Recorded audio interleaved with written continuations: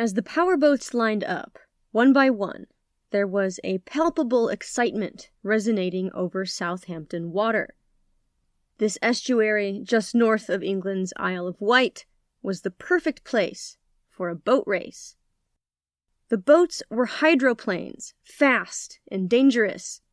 These boats could cut over the surface of the water at remarkably high speeds, but could spin out of control in less than a moment, take on gallons of water quickly, or even completely break apart. If thrown from their boat at high speeds, racers could be knocked instantly unconscious. This was 1925, and one competitor stood out from the rest.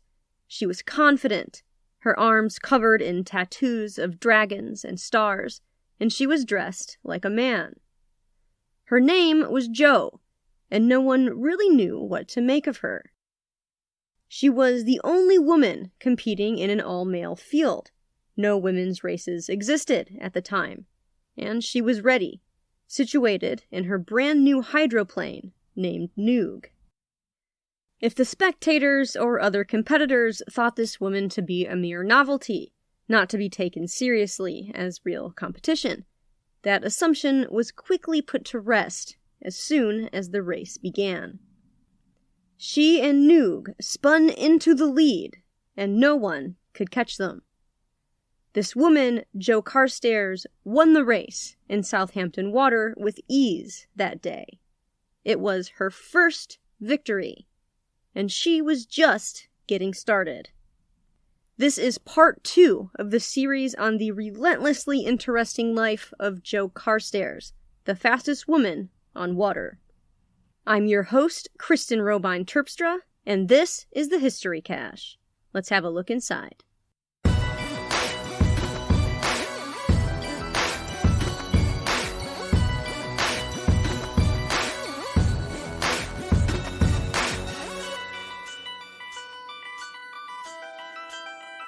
This episode is part 2 of a series, so if you haven't listened to part 1 yet, you won't get as much out of this episode.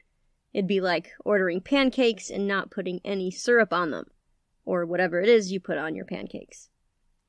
Also, I really thought I could tell Joe's story in 2 episodes. I should have known I would be wrong about that. But since I did tell everyone this would only be a 2-part series, I'm not going to make you wait the usual 3 weeks for part 3. I already have the rough draft mostly written for the final installment, so I will be releasing that episode, which will definitely be the last episode on the life of Joe Carstairs, next week. It was either do 2 more episodes or 1 super long part 2. And I've received feedback before that listeners prefer 30 to 40-ish minute episodes rather than hour-and-a-half long ones. So you can expect the final episode in your feed next Wednesday. In the last episode, we covered Joe's early life, her complicated family history, her time volunteering with the American Red Cross in World War I, some of the struggles she faced as an openly gay woman in the 20th century, her inheritance of massive wealth, and the building of her first boat, Noog. The primary source I used to research this series, though not the only one, and they'll all be available in the show notes as always, was the biography done on Joe by Kate Summerscale, called The Queen of Whale Cay, which was originally written in 1997. I got into how Summerscale found Joe's story in the last episode, and the issues I had with the outdated verbiage, especially in regards to race and also in the way I thought the author was making assumptions about Joe. Specifically that she kept putting the idea out there that Joe wanted to be a boy. Not a man, but a boy in a Never Never Land kind of way. Again, Joe isn't here to tell us what she wanted. And if she were born today, maybe she would have identified differently than she did during her lifetime. But we don't know that for sure. Since Joe said she identified as a woman and as a lesbian, and she used the pronouns she and her to describe herself, that's what I've done in this series. With that, let's get into it. After her first victory, Joe made her way to Cannes, France. She drove from Paris to Cannes, a trip that would take just under 9 hours today, but in 1925 took Joe 17.5 hours. The travel fatigue from the trip was intense, especially because it rained and stormed much of the way. But Joe entered Noog into a 20-kilometer race straight away, and won. According to Summerscale, Joe entered into a series of competitions in Cannes, sometimes achieving victory, other times being plunged into the water due to the volatility of her hydroplane. Hydroplanes were fast, so when they capsized, crashing into the water, it was a jarring experience. Joe said of it, quote, "If you run into a head sea, you get a jar absolutely right through you. I can't describe it. There's nothing to compare it with. It's far worse than any electric shock." Unquote. Danger aside, the speed of a hydroplane was addicting.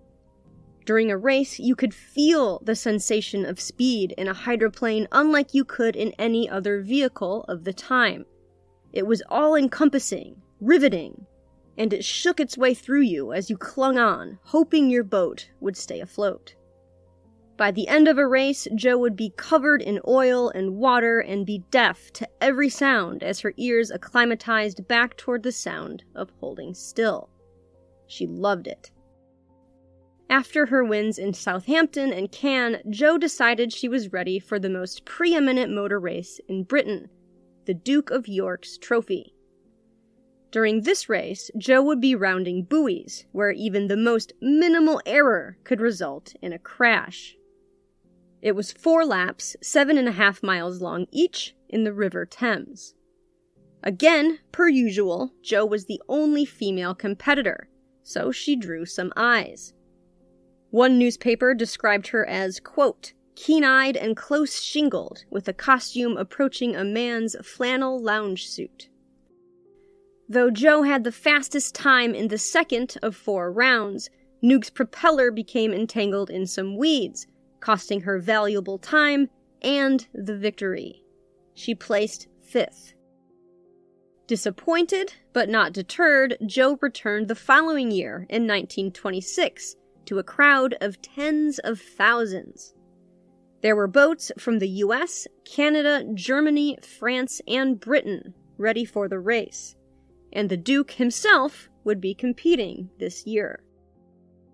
It was an intense race. Every competitor had issues. Driftwood made its way onto the course, causing damage.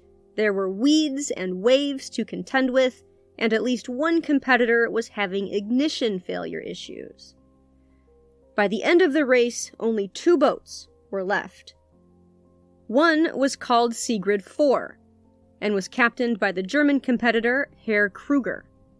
The other was Noog.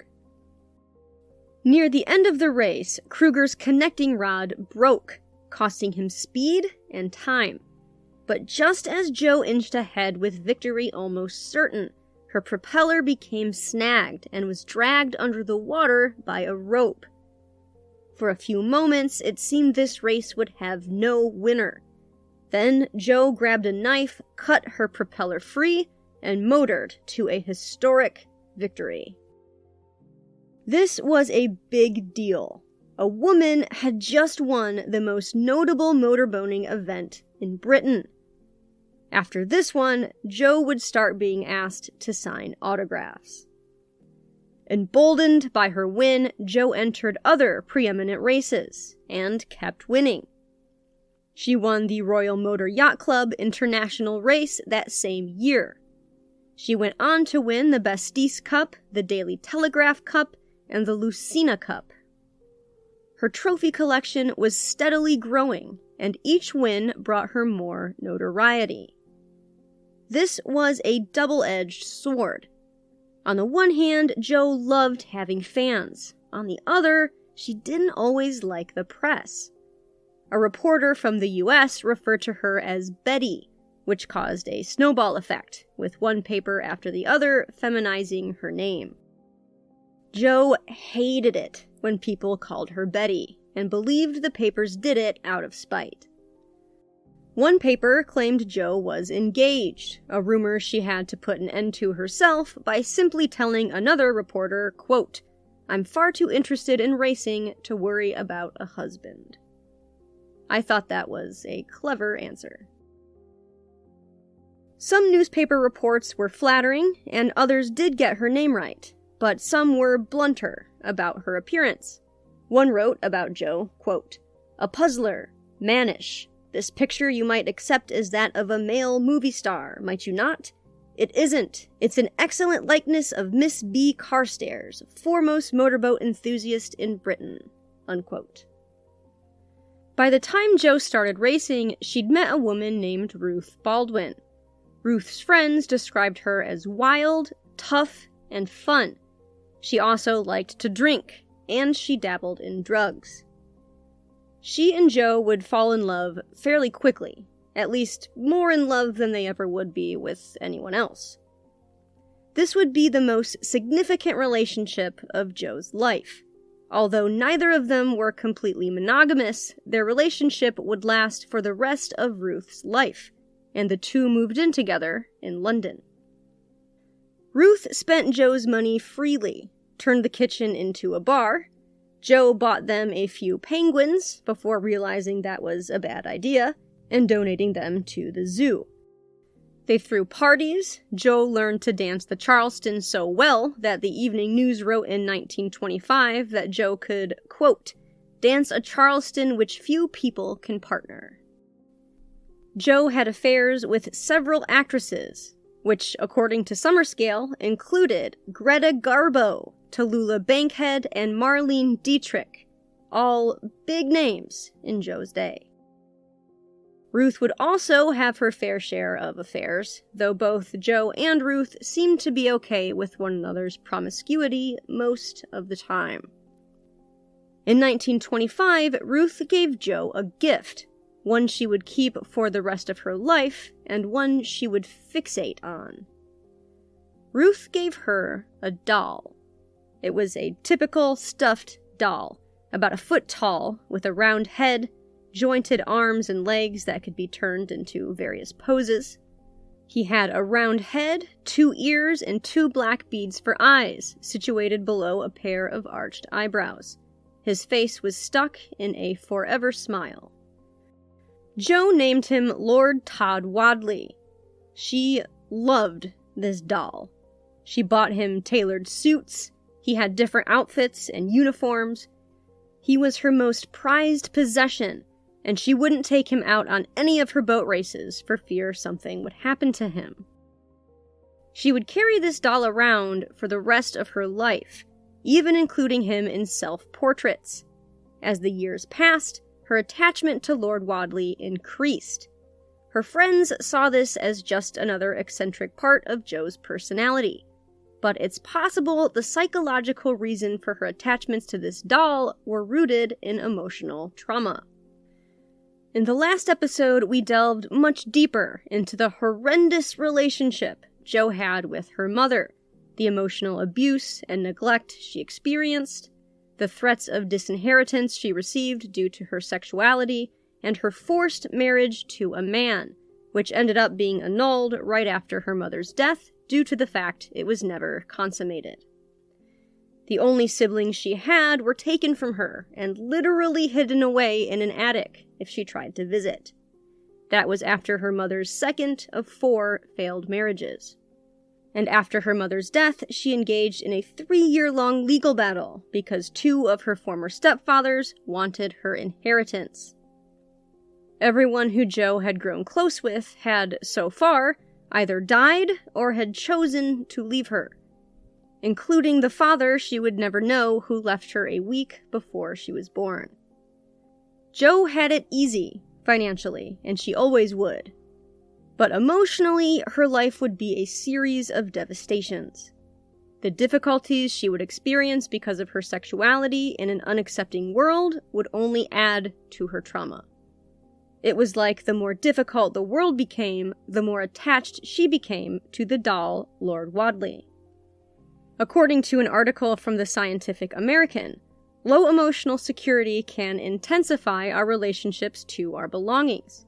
On some levels, this anthropomorphizing of things is normal, but when a person lacks a safe and secure attachment to their loved ones, or loses confidence in the safety of human relationships, they can imbue inanimate possessions with a deep meaning and even human qualities in order to fill that void. They may even begin to genuinely believe that an object, like a doll, is infused with a human essence. This is something we will see in Joe's story. According again to the Scientific American, attachments like this can lead to hoarding in some cases. In Joe's case, the void left by the emotional trauma she carried, and would always carry, was probably filled in part by this doll, Lord Tod Wadley. Beside the door of Joe and Ruth's house in London, there was a plaque that read, "Marion Barbara Carstairs and Lord Tod Wadley." This gave the impression that Joe was living with a man, albeit a fictitious doll one, rather than her actual girlfriend. Sometimes people would come knocking and ask for Lord Wadley. One man even claimed he and the Lord had fought together in France during World War I. Life for Joe while she was racing and winning and dancing the Charleston with Ruth in London seemed to be okay, at least for the time being. Her successes mounting, Joe began to set her sights on the most prestigious motorboat trophy in the world. The famous Harmsworth Trophy. This was the big prize, and Joe wanted it. This competition had started in 1903. It drew an international crowd of competitors. There was a 40-foot limit on boat length and no limit on engine size. According to Summerscale, it was a playground for those interested in building and racing the most powerful and experimental crafts of the time. Building such powerboats was ridiculously expensive. That usually meant this race consisted of millionaires racing millionaires. Joe was gonna need a bigger boat. In 1927, she commissioned 3 new hydroplanes, all of which are believed to have cost around £50,000, according to Summerscale. That's the equivalent of well over £3.25 million each today. The Harmsworth Trophy's own website lists Joe's boats at £30,000 each, which would still be over £2 million. All 3 of her new boats were named Estelle, Estelle 1, Estelle 2, and Estelle 3.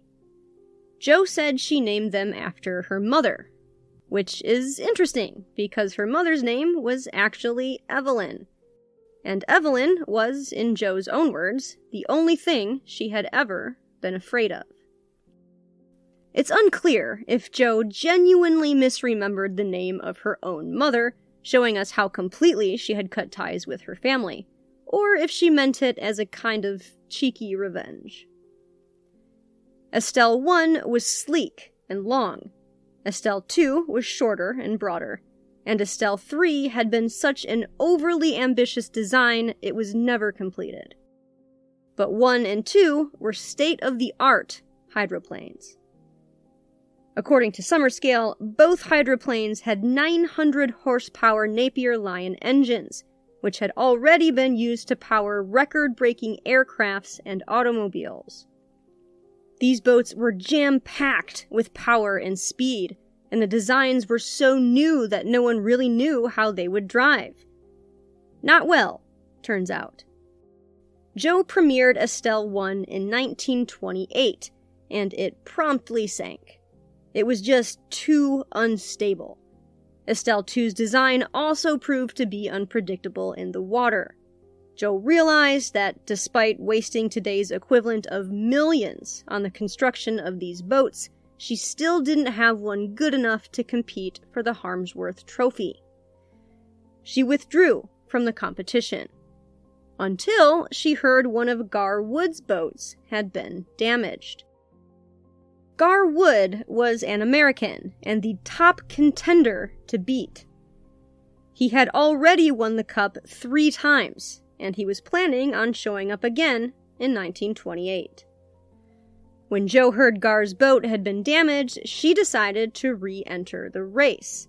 She knew her boat wasn't quite fit for the event, but if Gar's wasn't either, then maybe she still had a shot, even with a volatile hydroplane. Joe trained hard for this race, in and out of the water. She went to the gym, abstained from alcohol, which couldn't have been the easiest thing in the world since her girlfriend had turned their kitchen into a bar. She boxed, lifted weights, and trained every day in preparation for the Harmsworth Cup. Then she took Joe Harris, her mechanic, a group of friends, Ruth, and of course, Lord Wadley, and set out for the U.S. The 1928 race took place in Detroit, Michigan. The press was there, ready and waiting for Joe, and just as unsure about what to make of her as the British papers had been. 150,000 spectators came out to watch the race that year. As soon as the starting pistol sounded, Joe took the lead, and the papers reported that Gar Wood looked as if he were in for the greatest race of his career. Joe moved ahead a full 300 yards. Gar put everything he had into the engine of his boat, the Miss America 7, until, according to an article of that race from the Detroit Free Press, flames shot a foot out of his exhausts. Joe and Gar were neck and neck, and it was close, until the unpredictability of Estelle, too, decided the race. Without warning, Joe's boat leapt into the air and plunged nose first into the water, throwing both Joe and her mechanic into the cold river. They were both pulled injured from the water, and Gar Wood won his 4th Harmsworth Trophy. Joe's mechanic Harris had 2 broken ribs, and Carstairs had cracked 3 of hers, though she came out of the water saying she was fine and still chewing her gum. The Detroit Free Press reported that even though she'd lost, Joe had, quote, outgeneraled Wood.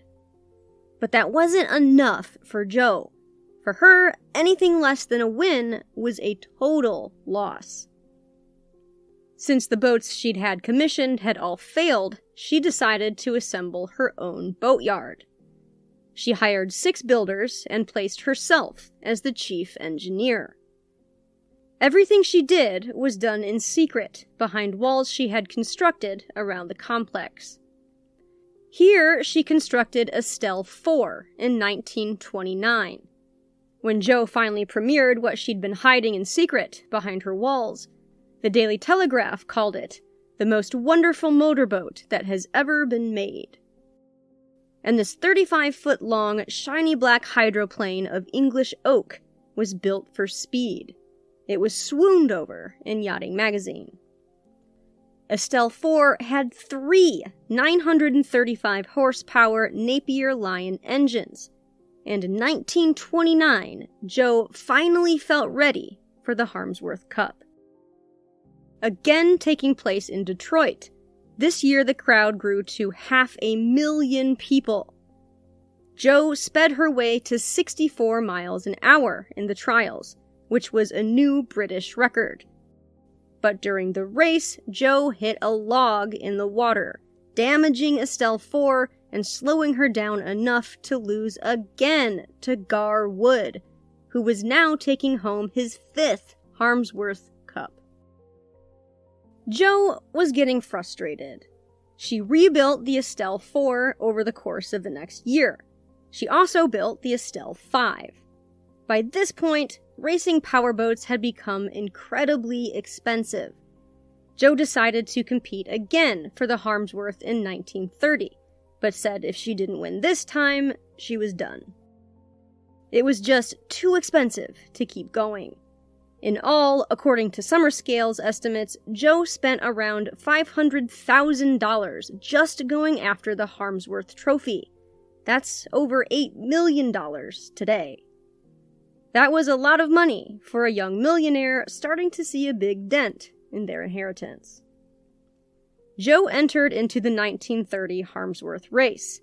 Again, it was in Detroit.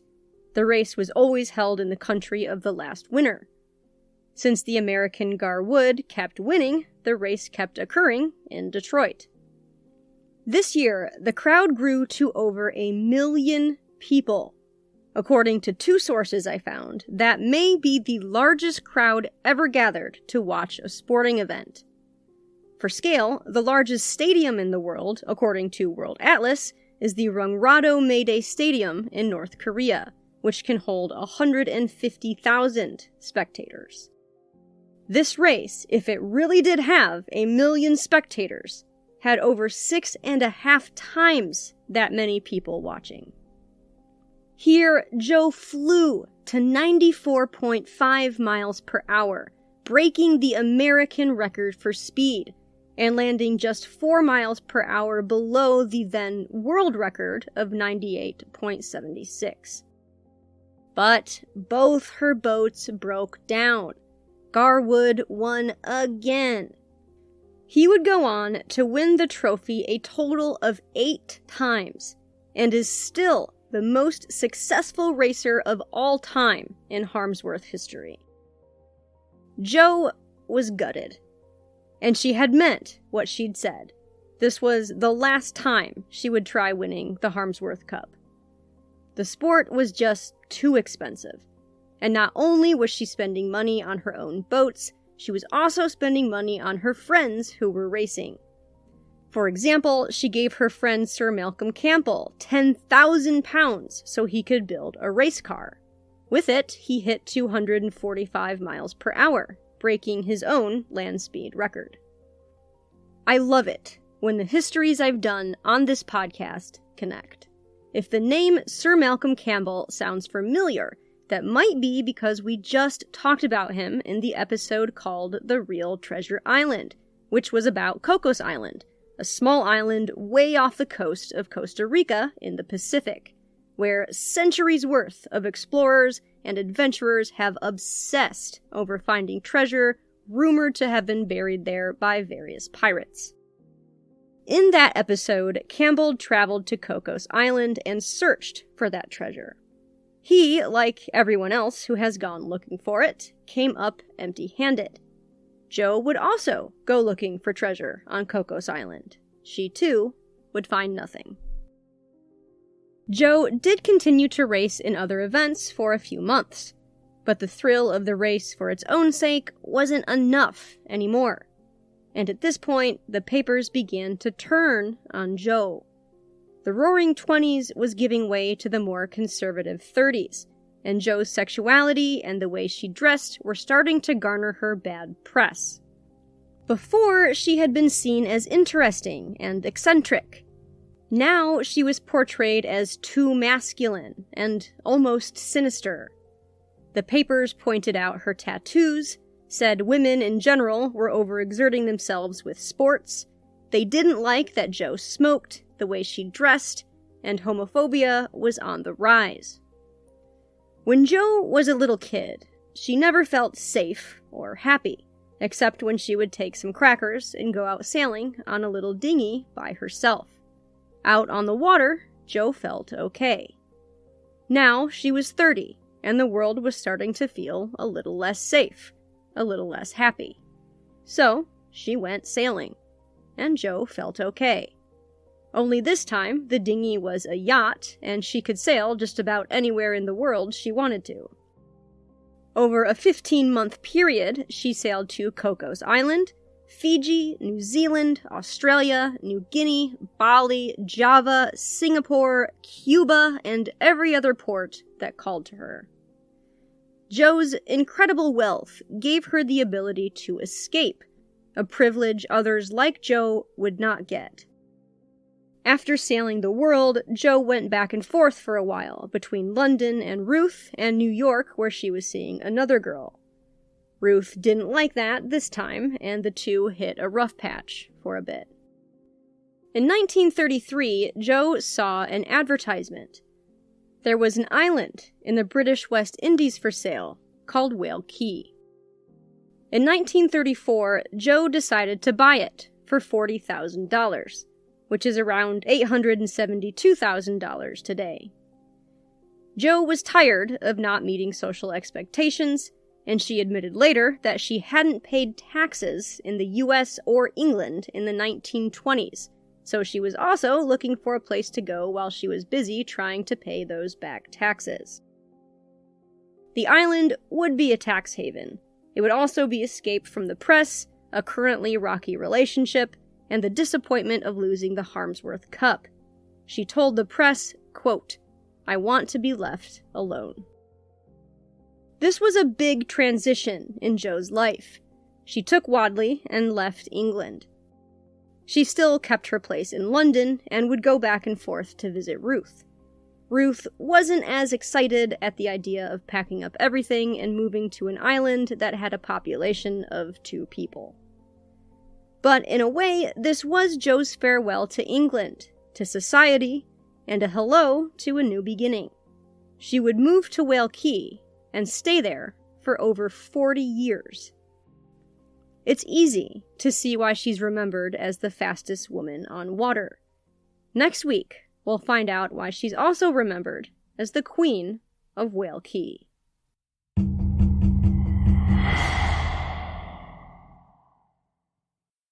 Thank you so much for listening today. I hope you enjoyed the second episode about the fastest woman on water, and I certainly hope you'll join me for part 3, which will be the completion of the series. Again, I'll have that ready for you in 1 week, rather than the usual 3. After that, I'll have to go back to the tri-weekly schedule, as I do still have a full-time day job on top of this podcast. Until then, if you'd like to get a hold of me, you can email me at historycashpodcast@gmail.com. You can find me on both Twitter and Instagram. If you'd like to help support the show, you can check out my Patreon page at patreon.com/historycashpodcast. You can also make a one-time donation. You can access the link for that on the website under the support tab. That website is historycashpodcast.podbean.com. Background music is licensed through Envato Elements, theme song through Audio Jungle. Stay safe, stay smart, stay curious. And until we meet again, my dear friends, go make some history.